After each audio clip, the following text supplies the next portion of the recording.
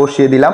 আর কয়েকটা স্ক্রিনশট নিয়ে রাখবেন আপনার ফলোয়ার অপশন থেকে, যেহেতু ফলোয়ার আসতেছে না, তো এখান থেকে স্ক্রিনশটটা অ্যাড করে দিতে পারেন আপনার অ্যাকাউন্টে, তাতে করে কাজটা আরও ভালো করবে।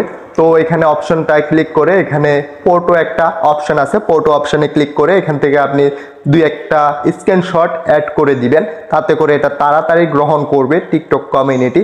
তো এটা করার পরবর্তীতে আমি আর দিলাম না, আমি এখানে জাস্ট সাবমিটে ক্লিক করে দিলাম। আমি এখান থেকে সাবমিটে ক্লিক করে দিলাম। সাবমিটে ক্লিক করার পরে একটা অ্যাপ্লিকেশন অ্যাড হয়ে যাবে। এই যে দেখেন টিকটক কমিউনিটি আমাদের এখান থেকে রিপ্লাই দিবে। তো আমরা তাদের রিপ্লাইয়ের জন্য করে নিতে হবে, কখন তারা রিপ্লাই দেয় আমরা আবারও রিপ্লাই অপশনে দেখতে পারবো। যদি টিকটক কমিউনিটি কোনো সমস্যা থাকে আমাদের অ্যাকাউন্টে, অবশ্যই তারা সলভ করে এখান থেকে আমাদের একটা ফিডব্যাক বেতনপত্র দিয়ে দিবে আমাদেরকে, কি কারণে আমাদের এতদিন ফলোয়ার